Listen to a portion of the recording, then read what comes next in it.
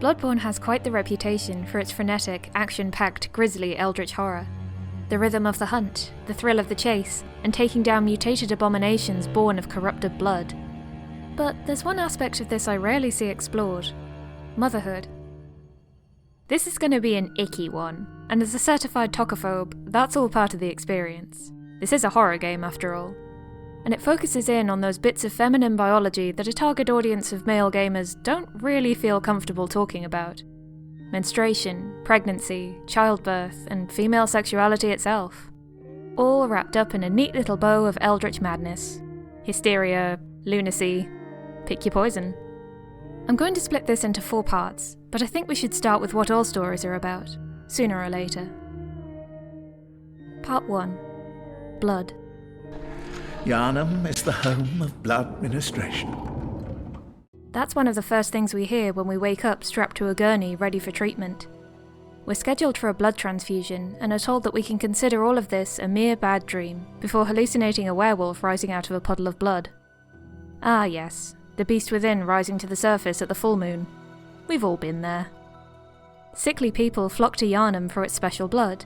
So special in fact that there's an entire healing church based around it. Blood is life, after all. The whole city is structured like a beautiful capital G Gothic horror. There are towering spires, gorgeously detailed stone churches, and winding streets made of cold, unfeeling stone. The Gothic genre usually uses these kinds of set pieces as a vessel for horror, with ghosts wandering abandoned ancestral halls, crypts, and backstreets. Places that are cold and filled with a sterile decay. Places long forgotten where the living are an intrusion. At the core of the genre, there's a sense of desolation, of bleakness and impotence. Life is no longer natural here. We see this in works like Poe's The Fall of the House of Usher, where the mansion the Ushers live in has long fallen out of favour with other noble houses, the family fading into obscurity, with their fortune long depleted, and the dilapidated house becoming a presence in its own right. Or in Dracula's uninviting castle, the eponymous vampire himself having to pretend to be all of his servants and drivers now that his home is open only to the undead, or victims that won't be leaving alive. There's even a section of Bloodborne that mirrors his castle, called Cainhurst Castle, with an invisible coach driver picking you up from a crossroads, which I'm certain is a reference. All the nobility there have been executed God knows how long ago, and are still wandering around as wailing ghosts, blindfolded with slit throats. The only supposedly living creatures that are still solid are the servants, and parasitic mosquitoes bloated with blood, sucking every last drop they can find until they burst like blisters. It definitely feels like the mutant equivalent to the concept of a vampire gorging themselves on the blood of the peasants. Greedily feeding on other humans turns you into a monster. Same idea, Eldritch lens. But Bloodborne's Gothic city definitely isn't sterile. It's absolutely soaked in blood and gore. If you play for more than a couple of minutes and remove any hats or masks your character's been wearing, you'll see a line of blood splatter where their skin was exposed. Your clothes are slick with it. The entire city, though slowly dying, is not dying quietly or cleanly. It's currently still got enough life to be squirming with new breeds of creatures, from the werewolves under the blood moon to the creatures groaning in the sewers, vomiting rot. There's quite the menagerie on Yharnam streets, and as more and more people partake in the communion of the healing church's blood, that beast population grows. As you may have guessed, this isn't human blood. Of course it isn't. It would be unethical to farm human blood to sell as a cure-all. No. The church is being far more reasonable. They're just taking it forcibly from some ancient eldritch great ones that were too weak to leave this world with their peers and are trapped below the earth in a network of catacombs. God blood. Delicious. Imbibing some of that special blood will cure whatever ails you, and as a testament to this, you carry around little vials of it as a healing item for the entire game, injecting yourself whenever you've lost too much blood from being attacked. As you might expect, this is causing some problems for the people using it. Humans weren't really designed for this kind of goop to be in our systems, for healing or otherwise, and over time it mutates the user into something beastly and decidedly inhuman, running on violent, base instinct. As I've talked about in my other videos, violence isn't the only primal instinct of humans. We're social, cooperative creatures at our core, and these beasts are decidedly not. All they have is anger, hunger, fear, rage. Perhaps the feelings of those old ones being bled day after day. As payment for treatment, outsiders coming to seek this healing blood enter a contract to become hunters, hunting down the mutant beasts at night and keeping the streets free of the infected.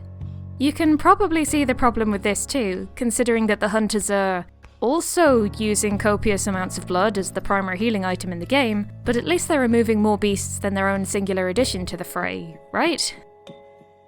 By absorbing the blood echoes of greater beasts, the hunters seem to delay their own terrifying transformation, but they're no longer fully human. Not anymore. There seems to be several stages of transformation shown through the game. The people that are still recognisably people stay inside for the duration of the nightly hunt, burning incense in the hope that this will ward off the beasts. The first NPC you can meet, Gilbert, is also an outsider, but his condition worsens throughout the night.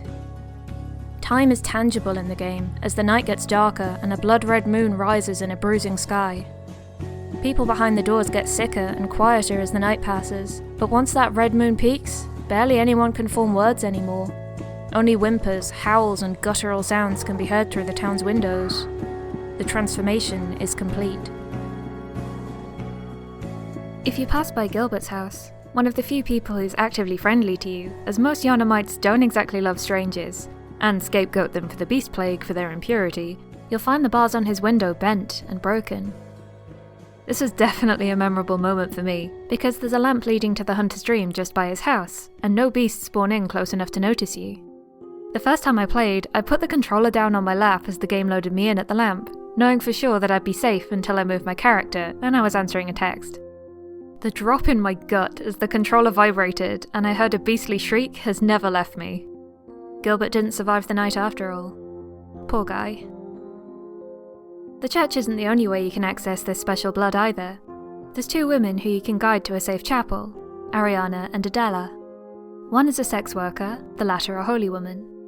Both will offer you their blood as thanks for saving them, but the catch is you can only take one at a time, and Adela gets very upset if you favour a lady of the night over her. If you take Ariana's blood 3 times, Adela will straight up murder her whilst you're gone, to punish her for her generous impurity. Perceived impurity, anyway. The purity of blood is important in Yharnam. Tainted blood warps you into a monster, as we can see from the streets, but there's also the church's worship of the Great Ones and their blood. The aspiration to be close to them drives the most devout, the ones most concerned with purity who take too much and turn into something neither beast nor god. Adela hates you favouring a common whore's blood over her own strictly enforced purity, and this doctrine puts Ariana's life in serious danger. However, something very interesting happens to Ariana if you keep her alive until the blood moon rises. She gives birth to a Great One. I don't exactly know what this celestial little goo baby is, but Ariana definitely wasn't pregnant at the start of the game. Something in her blood has determined her a suitable vessel for the Great Ones to have a child with her though, something not quite human in her line. That castle I mentioned earlier used to be filled with vile bloods, creatures that look human enough, but are basically the game's equivalent to vampires. Their queen, Annalise, last of her kind, is still hanging out there, and you can join her covenant by drinking her blood, exchanging bodily fluids. That's got some sexual implications there, doesn't it? Annalise wants you to hunt down blood dregs for her, which you can get by killing other hunters like yourself, or NPCs, most of whom are again, hunters. But look at the image of the blood dreg we get in the menu. It looks like it's full of sperm cells. Annalise is the last of her kind, and it seems like she wants to use these dregs to have a child. She's undead, but that's probably not that much of a barrier to the Great Ones, who don't need to abide by human laws of existence. The chapel you send Ariana to is in the name of Erden, who's known as the Formless One. So, yeah, corporeal form doesn't even seem to be necessary, considering Ariana's unexpected pregnancy.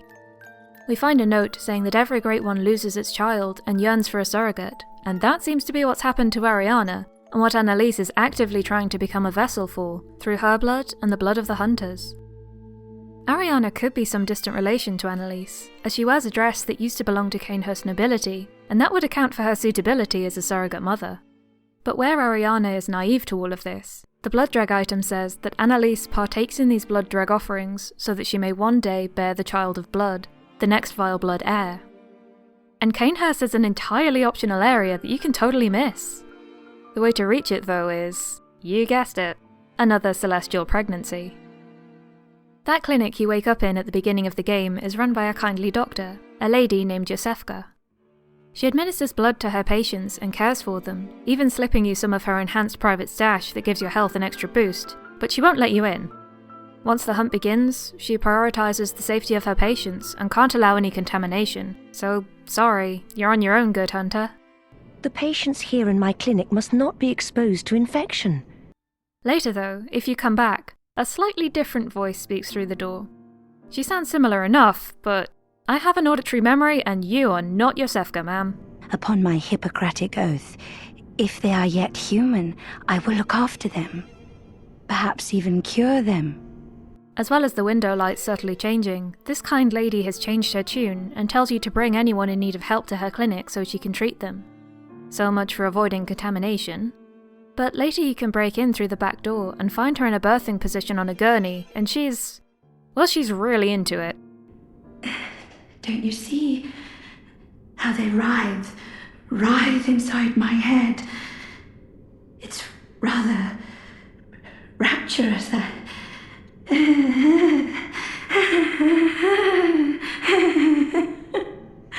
Once you dispatch her and are free to explore the rest of the clinic, you'll find an invitation to Cainhurst Castle on another gurney, and, remarkably, it's already addressed to you. Who was the imposter really? We don't get to know, but she definitely knew some things she wasn't supposed to. She's interested in advancing humanity to be closer to the Great Ones, experimenting on anyone you send to her supposed safe place, and preparing to birth one of their children. This whole idea of eyes on the inside and being able to see more than an ordinary person is something the scholars of Yharnam are particularly invested in, wanting to use the blood of the Great Ones to push humanity out of its infancy and use it to ascend into something, well, greater. They want to push the bounds of knowledge, but in true Eldritch horror fashion, some things are just beyond the scope of the human mind, too removed from our experience and existence to make sense of. That's built into the game too, with a meter marked with an I. This is your insight. Too little, and you're going to miss some of the weirder things around Yharnam that are going to be too much for your fragile little mind. Too much, and you're going to have to confront some things. Ignorance might just be bliss here. The way you level up is through accumulating the blood of creatures you've slaughtered, and to do that you need to speak to the doll in the Hunter's Dream, a hub of sorts that has a workshop for hunters to mend their weapons and experiment, connecting them to all the game areas. The doll is only animate if you have at least one insight. You can still level up through her if she's sleeping, but she acts as the first incongruity with the norm, a living doll wanting to look after you, and she can channel blood through herself into your flesh, helping mutate you into a better hunter, bringing you closer to the Great Ones on a drip feed. Speaking of transfusions, like I mentioned earlier, injecting yourself with blood is the primary healing mechanic here, but with Yharnam being the home of blood ministration, there's a very important part of healing that we're forgetting about. Blood ministration is based around healing with blood, both with adding blood to the body, but also bleeding a body to health. Victorian doctors are infamous for their love of leeches, and where do you think that idea came from originally? Menstruation. If you have periods or are close to someone that does, you're probably pretty familiar with just how much PMS sucks. Intense emotions, mood swings, crampings, cravings, and just feeling generally crappy and hormonal. The only way to get rid of it is to wait for your period to finally happen, and suddenly it all disappears with the arrival of blood. This ended up getting translated as the toxins being bled out of a person, as suddenly all of the terrible feelings and symptoms were flushed out with the blood. Some sort of natural cleansing or detox. It's not correct, but it's an observable pattern that with less medical knowledge makes complete sense to find a link with. You're bleeding the bad stuff out to make the person healthy again. One thing I noticed playing Bloodborne is that pretty much all of the beasts that still look like townsfolk to some degree are coded as male. All of the partially mutated people have deeper sounding voices, wear trousers, or scraps of them at this point, or are too mutated to tell, but none are marked as specifically feminine in any way. Well, all except Vicar Amelia, but given her devoutness, that's to be expected. We see her on her knees, reciting prayers specifically about the old blood, right up until the moment she transforms into one of the game's bosses. I'm guessing she imbibed a lot more blood than the average layperson, especially given her church rank is in her boss title. We know she was close to the source of blood, and her original concept had her as Saint Laura rather than a vicar. She even continues to grip a symbol of her faith that marks her as successor to the head of the healing church throughout her fight, so yeah, I'd say she's a bit of an outlier.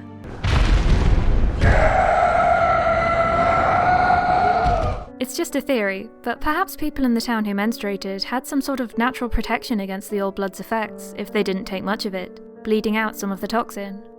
The whole story does revolve around blood after all.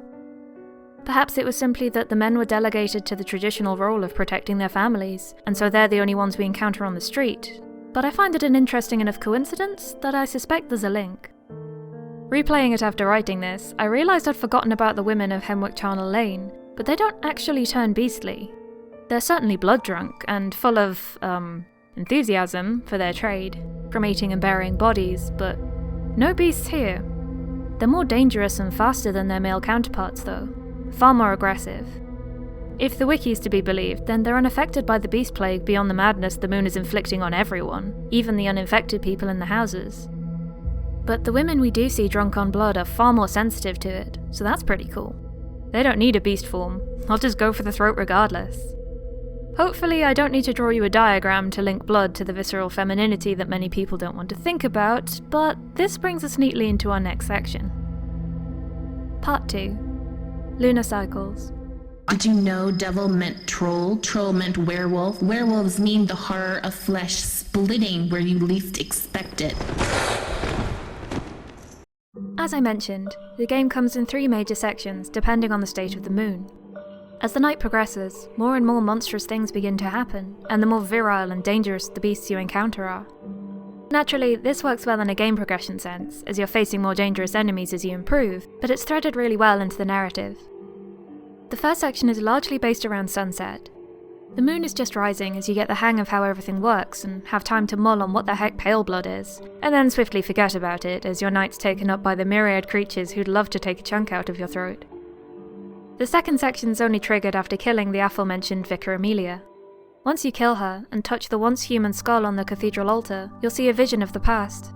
Vicar Amelia's predecessor, Lawrence, being warned to fear the old blood, a phrase which became an essential adage to the church and serves as a password to the next area. Do not take the blood lightly. Respect that you are playing with inhuman forces. Fear the old blood. With this dire warning, the moon rises and night truly falls on Yharnam, and the creatures you face become less and less recognisably human. When I think about moonlight and monsters, I inevitably think of the werewolf. They're monsters hidden as humans, controlled by the moon, a vicious revealing of our bloody history as hunters and pack carnivores. I really like werewolves because they're a fictionalised version of a wolf in sheep's clothing, of a monster blending in with the flock right up until the moment they bite. They're a primal creature, built of the fear of devolving into beasthood and the loss of rational control, pure instinct. They're on the edges of humanity. But often when I see werewolves in fiction, they're men, despite the fact that lunar cycles and volatile mood are obviously linked to menstruation, which in terms of themes is feminine. And menstruation itself is often seen as something taboo and inappropriate to discuss. It's one of those under-the-table kind of things, despite half the population experiencing it. There's a lot of work being done to normalise it these days, but it's still seen as kind of icky. We don't look at that. We don't want to talk about it, despite it being a perfectly natural process, and yes, there is a time and a place for everything. But, like the Eldritch secrets of the university in Bloodborne, only those in the know tend to be the ones who are allowed to talk about it. And, gamers stereotypically tend to be boys and young men who probably don't want to talk about icky girl stuff.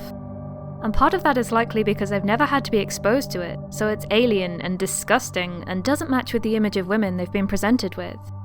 There's a fundamental mismatch between traditional sweet femininity and not batting an eye at waking up in a puddle of blood every so often. The whole girls faint at the sight of blood thing has always confused me because what exactly do you expect people who menstruate to be doing for a week every month? Spend it on the bathroom floor? Oh, girls see more blood than boys. I see a lot of people circling back to the lore and the Great Ones and the secrets being kept and mined out of the depths of Yharnam, but not much about the associations between moons, mothers, and monsters. And speaking of monthly conditions, I think there's something to be said about the idea of becoming a werewolf being healing as well. They're that part of you that's allowed to snap when someone crosses a boundary, the part that's filled with the righteous anger a lady's never supposed to admit she has. The savagery becomes the most talked about part of the legend, but I think part of that is the fear that deep down, humans are beastly, and that's something the game is very concerned with. That we might devolve into base creatures that only lust after blood and carnage, which is definitely something we're all drawn to and often entertained by. Of course we are. You're playing this game, aren't you? Or at the very least, you're interested in hearing me talk about it. The wolf part, the primal part, the beastly thing lurking under the skin is terrifying, and you know, to fit into society, you have to be better than that. There's shame bound up in that too. You have to be restrained. You often have to deny that part even exists. But what about the wolf that loves you, that's part of your pack, who's loyal and defends you until its dying breath? What about the wolf who raised you, who will kill anyone threatening her pups? What about the pack you go out for coffee with and howl together about all the little things that are stressful or bringing you joy? What about the wolf you curl up in bed and indulge your most primal instincts with? What about the wolf inside you that loves and protects you and stubbornly bites whatever gets too close to keep you safe? Does that make you a monster? Externally, werewolves are everything a woman shouldn't be in society. They're brutish and have monstrous appetites. They're violent, hairy, and uncontrollable. They're animals. Ariana lets us know that Yharnam has some of our world's sensibilities for what's appropriate for a lady. Visiting her window before the moon is properly up as a female hunter will have her respond with, "I'm off during hunts, and besides, this is no place for ladies. Wouldn't want to drag you down too." She knows her place in society is on its outskirts, even though her services are clearly in demand despite her being looked down on for providing them. She's not a capital L lady, despite being dressed like one, and she's aware that associating with her might drag you down too. Reputation matters here. Being a lady matters. I also find it super interesting that she can smell you through the window, and she's not the only one. Several people comment on your scent, and the chapel keeper, who hosts the only genuine safe place, can tell you're a hunter thanks to your smell, even through the copious amounts of incense, and he's blind. He knows you're friendly purely through your smell. I thought at first that maybe it was because you were covered in beast blood, but then you'd smell like a beast, wouldn't you? And Ariana clearly differentiates it from the stench of blood and beasts. There's something primal in recognizing a stranger by their scent, too. There's some sort of scent marking that's unique to hunters, whose veins are full of blood echoes, converted through the living doll in the dream. A hunter's daughter recognizes your scent as well, because you smell like her father, Gascoigne, a hunter you have to kill yourself after he loses himself to the hunt, the bloodlust taking over him completely like a werewolf in the moonlight. His fight has 3 phases, with him becoming more aggressive in each stage, but the most alarming one is definitely when he suddenly snarls and his skin splits as his body shifts into a huge beast that immediately lunges for your face. There's one thing that ties him back to his humanity though, and it's the little music box his daughter gives you to help identify him. If you play the tune to him, he flinches back and whines as if you're hurting his ears, or perhaps he's ashamed or confused for a moment. Something is pulling on the human part of him, on his human experiences and love for his family. But, don't spam it and try to forcibly yank him out of his blood-drunk state, because he will transform into his tanky beast state with over 70% health. Learn from my mistakes. Over time, hunters end up inevitably giving in to their lust for blood. The more they hunt, the more blood they spill and take in, the more proficient they get. They forget that these creatures were human once. They take pleasure in their skill and the thrill of the hunt. They get drunk on the enhancing blood and start to turn themselves. But we meet a character who serves as a guardian in that respect, Eileen. Eileen the Crow is a hunter of hunters, killing off those who lose themselves to the hunt. She's appropriately dressed like a plague doctor, a beaked mask protecting her face against the splatter of blood. Maybe she stuck a ball of incense at the bottom of the beak, like real plague doctors did with herbs. She's been at this a while, and if you complete her questline fully, you take on her role when she's mortally wounded. Like many of the hunters you meet around the world, she's no longer connected to the dream, and so only has one life remaining. Falling to a beast or a blood-drunk hunter means game over for her, but still, she treads the beat of the hunt night after night. If you attack her and make her aggressive, she'll ask you to tell the little doll I said hello as you dissolve into nothing, so she knows the score. She's lived the same night over and over, just like you, but now she's entered a different phase. For you, this is foreseeably an endless cycle of death after death, taking in more and more blood as you learn and change. But for Eileen, though the hunt continues night after night, it has an endpoint. And that endpoint is unkind. She knows there'll be no reward for her work, only the inevitable death that awaits her when she's finally outmaneuvered as she gets older and slower, but she does it anyway because she wants to stop the endless suffering. Even if you mess up her quest and have to fight her voice lines still indicate that she wants to break this cycle of death. This must die. The nightmare must end. Only I can stop this madness. Death to hunters! Enough of this terrible dream! But for hunters that are too far gone and filled with bloodlust, there's a far worse fate than being picked off by Eileen, and that takes the form of the hunter's nightmare. The dread I felt on buying the DLC and entering an area bathed in sunlight. Like, that feels so viscerally wrong after playing through a long night full of terrors. I love that. Sunlight's usually the signal that you're safe now and everything will be okay, but here? Boy, was it unnerving. Your deeds are out in the open now. There's no cover from the beast, no masking the violence. You are seen. And the ones that find themselves here have been judged inhuman. It opens with a version of the main game's areas, but covered in what might be washed up waves of clay or driftwood, warping the landscape you'll have become intimately familiar with over the course of the game. The moon's reign over the people isn't broken here, it's permanent. The cycle has ended with the needle pointing firmly to hunt. But the reason this nightmare's even appeared in the first place is a punishment from the Great Ones themselves. Not for the hunt, but for what started it. Which brings us to Part 3, Babies. Cursed fiends, their children too.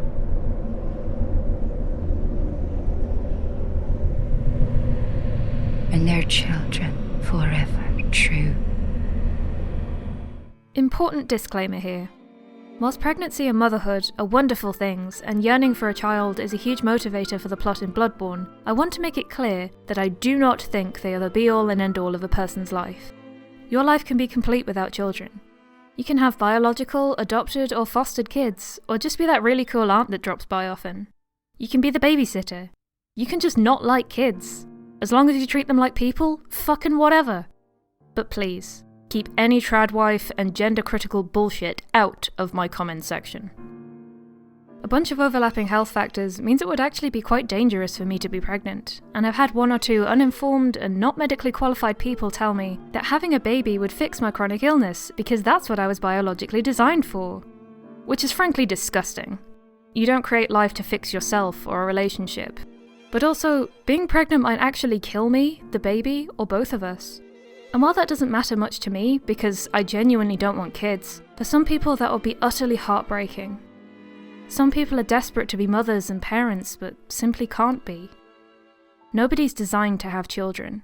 If you have a functioning uterus, you're capable of carrying children, but it's not your purpose. We're conscious creatures who get to choose our own priorities, and for some people that's having 6 kids and devoting your life to raising them all with love. For others, children just aren't a factor.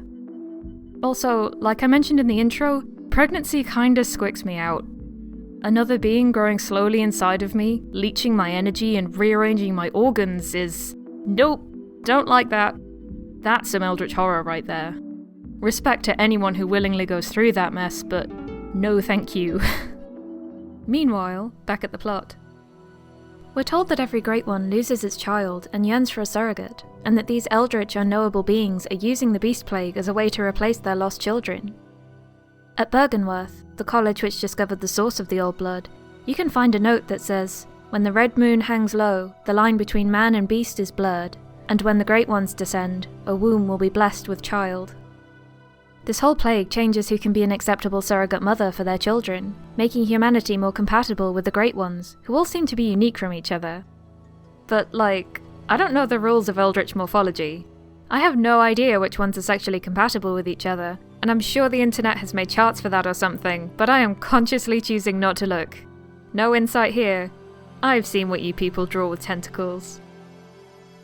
Once the Great Ones were discovered, the need to know more, to understand these creatures, led to the unleashing of the Beast Plague, because the Byrgenwerth scholars couldn't resist overreaching.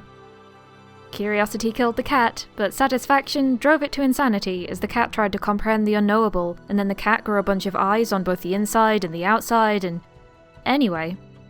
They wanted more insight into these miraculous entities, and when Kos the Great One washed up on the shoreline of a fishing hamlet, and strange stories were spreading about the locals a la Innsmouth, Byrgenwerth dived right in. They sent the first hunters to cut the villagers open in search of mutations and internal eyes, ripping apart man and beast alike for knowledge and secrets. But their worst transgression was taking Cos's still embryonic child from her to study. In this ultimate sacrilegious act, the hunter's nightmare was born, imprisoning every hunter who loses themselves to their worst instincts, just as the scholars followed theirs for personal gain. And hunters are very much painted as monsters here, as several humanoid creatures raise their arms to cover their faces and back away when you approach. They're still lucid enough to know what you are and that you want to hurt them, and if you run in all guns blazing, excited to tackle this new area, you might just miss it. Even if you let them live, the enemy hunters trapped in the nightmare will just slaughter them anyway, and you'll know even if you can't see, because the echoes still feed into your meter. Interestingly, they're the same types of creatures that a retired hunter, Jura, is actively protecting in Old Yharnam outside of the nightmare. When the beast plague became a major problem, a lot of the old city was burned to contain the spread, and the older districts that had been built on top of over the years was simply sealed off. Jura's there watching over the beasts, insisting that it's not right to kill them, because they were people once, and they can't hurt anyone whilst they're locked away down here. If he sees you attack any beast, he'll start firing at you with a Gatling gun from the top of the clock tower, throughout the entire area, but you can make him friendly by being a pacifist. The beasts are less friendly.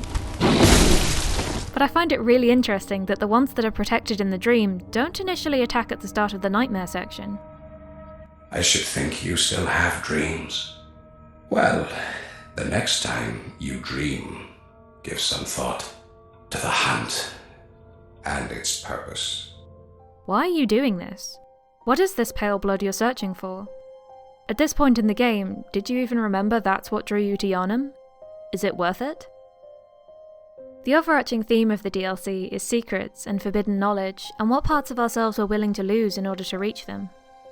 The final boss of the DLC is a manifestation of Cos's infant child, screeching and wailing and, beating you to death with a briny, eye-encrusted placenta. That's very not good.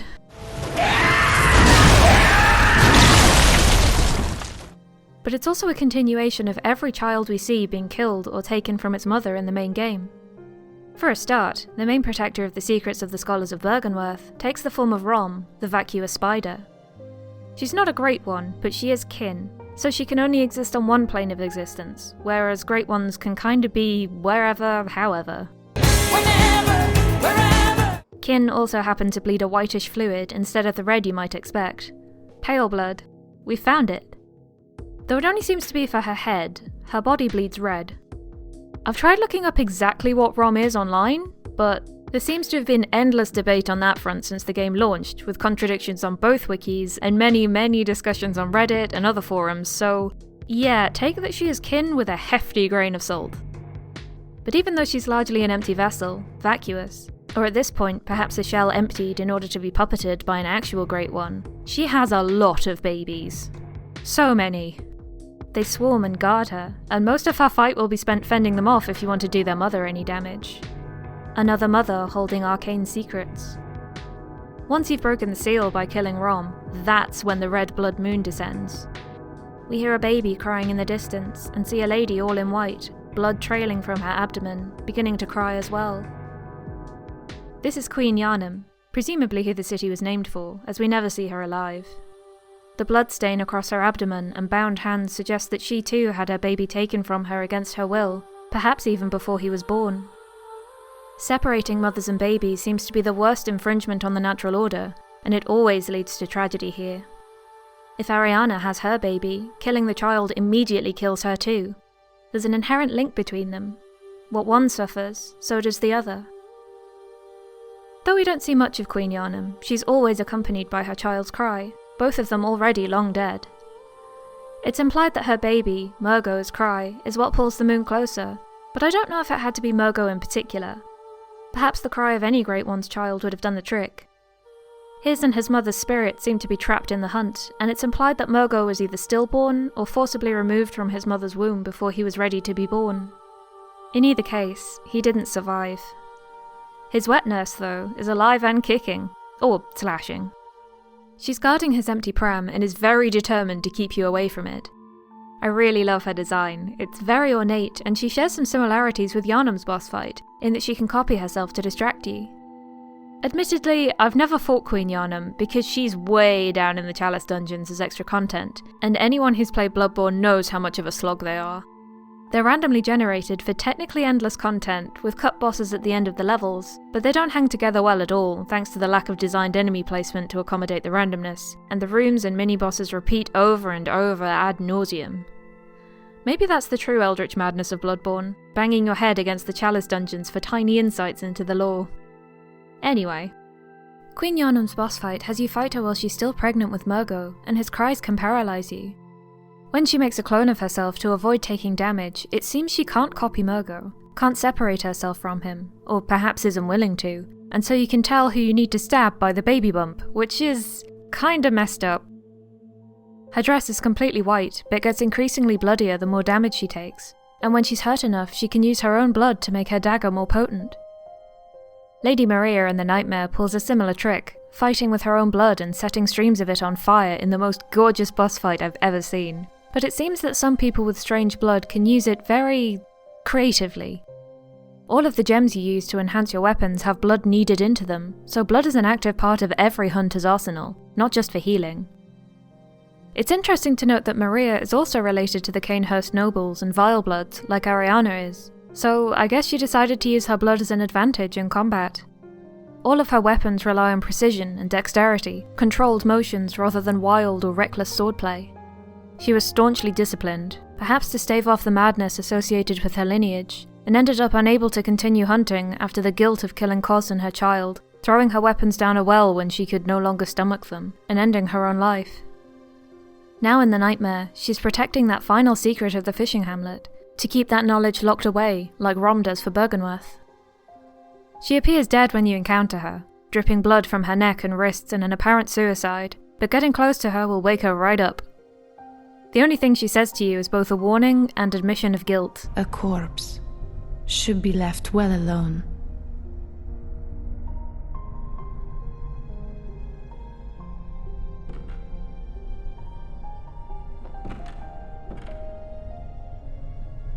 Oh, I know very well how the secrets beckon so sweetly.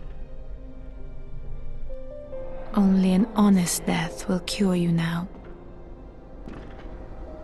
Liberate you from your wild curiosity.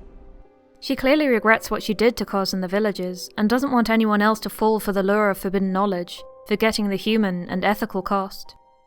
She seems to be trying to atone somewhat by taking care of the patients in the research hall who've been experimented on to try and transform them into kin, several of them asking and one begging to see Lady Maria. But her fate is already sealed, and she knows that, her suicide finally trapping her here permanently rather than escaping from her misdeeds. She trained with Gehrman, the host of the Hunter's Dream, who's been guiding you this far, and he'd likely have met the same fate as her, trapped in that nightmare, except that there's a great one binding him to the dream. Part 4. Gods. I ain't against gods and goddesses, in their place, but they've got to be the ones we make ourselves. Then we can take them to bits for the parts when we don't need them anymore, see? Every great one wishes for a surrogate, and the Moon Presence has chosen Gehrman. He's trapped in the Hunter's Dream, stuck coaching every newly contracted hunter through the process of what to expect in Yharnam, where to go next, and how to use the various workshop tools and altar runes. He's an old man now, tired and ultimately stretched too thin by his long service. He really just wants to leave the dream to die in peace, but the Moon Presence needs him there to keep this area alive and to funnel more hunters into the infected areas, ensuring there's always someone to keep the beasts at bay. It's a reflection of the real Hunter's Workshop that you can find off the beaten path in Yharnam, all eroded with time now, but it's really cool to see the origins of a lot of the Hunter's tools and practices, and often when you kill another hunter in battle, you'll get the crest of whatever faction they belong to. People like the Powder Kegs, who placed emphasis on firepower over strategy, or the Cosmic Eye Badge of the Choir, elite members of the Healing Church whose eyes were always turned heavenwards, minds on ascension. These badges unlock the various uniforms of the faction too, that you can get from the little messengers in the dream. The echoes of all the lost hunters are still tangibly here, and you get to choose what kind of strategy and approach your hunter will go with. The dream starts to break down once you kill Mogo's wet nurse. Mogo's cries finally stop as he's released from the endless night, Queen Yharnam bowing to you as she fades away in gratitude. Returning to the dream shows you the workshop on fire, and that's not good. Dol will tell you that Gehrman is waiting to speak with you by the tree in a field of moonflowers that's been locked behind a gate so far in the game. And then you get the final boss fight of the game, Gehrman himself. He may be old, tired, and an amputee, but he's still a master hunter, and boy does this fight show it off. Tonight, Gehrman joins the hunt. But the thing is, you don't have to fight him. Depending on what you choose, you can just let him execute you there and then, to release you from the dream the way Gehrman longs for, and you'll wake up as the sun rises on Yharnam. It feels like a good ending, but really you're only delaying the inevitable. The hunt will always begin again, and maybe this time you won't have the support of the doll and the workshop. After all, Eileen no longer dreams. Fighting Gehrman, and ultimately killing him, is a bit trickier because, congratulations, you freed the old man from his torment, but we need a new host now. That's you. You end up sitting motionless in Gehrman's wheelchair, pushed gently towards your new post at the workshop by the doll as she tells you that the hunt begins again. And your captor is the true final boss, only able to be accessed if you've consumed 3 umbilical cords from Murgo, Ariana's baby, and imposter Yosefka. You need to witness these mothers and children to understand the cycle of the hunt. You need to understand how much longing the Great Ones are filled with, their need for and inevitable loss of their children. And you need to stop them from violating humanity to get new children by removing their blood from circulation. So killing Gehrman as the host of the dream and consuming the physical, biological link between mother and child, their umbilical cords, to make yourself suitable, calls the moon presence down from the heavens. You are her next child. Though she's the true final boss, she's not as strong as Gehrman, or at least I've found her fight a lot easier if I kept my distance. Unlike the other Great Ones we encounter, she works through other people rather than manifesting in our reality. The only way to draw her out is to remove her puppet. She's mostly skeletal, brittle-boned but incredibly fast to compensate. Her face is just a hole, a yonic slit in the place where we'd normally look for eyes, a soul, or in Bloodborne's case, wisdom and knowledge beyond our natural comprehension. What she represents is motherhood. The only remaining fleshy parts of her are her, holy face, and the surrounding phallic tentacles. Defeating her triggers the childhood's end ending, where the hunter really does become her baby, reborn as a little tentacled monstrosity, bridging the gap between human and Great One. You transcend the current limits of humanity and possibly awaken a new era. You've become a god. We see humans constantly trying to harness the power of the Great Ones throughout the story, with the graves in the Chalice dungeons being mined for materials, churches erected to pray for wisdom, and the horrifying revelation in Yahar Ghul. All the village locals are mysteriously absent, unless you count the abominations of mutated mass burials bursting out of coffins if you get too close. Any human-shaped thing you find is going to be a blasted corpse leaving behind the skull of a madman, their revelation seemingly too much for their bodies. There's a foreboding choral chant in the air too, reverberating off the empty stones and deserted alleyways. At the end of the village, a black void shrouds the moon and shimmers, before stretching open and birthing a mass of, well, goop. We love a bit of goop on this channel, but look at it. It's a mass of rotting bodies all piled into one big boy, an artificial human attempt at birthing a Great One. This is why alchemy forbids human transmutation, guys. This is the kind of shit that happens. Look at it, it's full of vomit. This is an attempt at ascension, but humans just aren't there yet. And to try and compensate for our lack, they just chucked more and more souls and blood into the mix to this horrifying result. Incompatible humans. Perhaps the few that make up the still animated parts had a little peculiar blood in them, like Ariana or Yosefka. It really doesn't bear thinking about. Most of the game's plot has you running from church landmark to scholarly retreat, all trying to understand, to comprehend the Great Ones as gods and ethereal beings. They're revered and loved and above all, feared. Mostly killing a Great One gives you the message, prey slaughtered, but there are a couple of notable exceptions. Murgo's wet nurse, the moon presence, and the orphan of Kos. All monstrous mothers and children violently separated. They instead give you nightmare slain. Though Murgo's wet nurse isn't his mother, she's claimed him from Queen Yharnam. He's her surrogate baby, keeping his essence alive in the endless dream. And it's not the wet nurse's death that triggers the message. There's a gap, as what remains of baby Murgo cries for the last time, before silence falls and the message displays. He's finally free. These creatures aren't just standard prey for a hunter, they're the ones holding the nightmare of the hunt itself together. All because humans decided they needed to know and took that pathological curiosity to violating extremes. We transgressed against the gods, and the gods protected themselves. Breaking the cycle of this dangerous pursuit of knowledge comes in the form of ascension, and the doll holds you close and comforts you as your new nurse.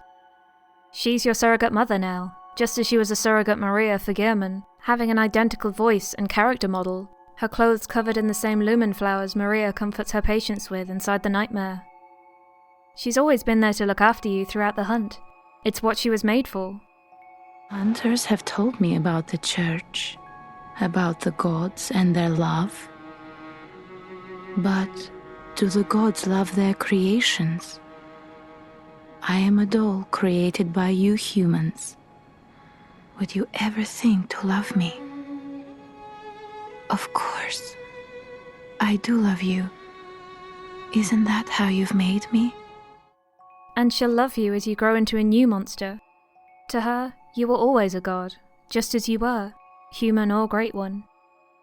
Though the game's bread and butter is predator and prey, you eventually transcend the hunt so that you no longer need to partake in the corrupting blood. You're a source of it now, a holy font. You no longer need to play with the primal, you've risen above it.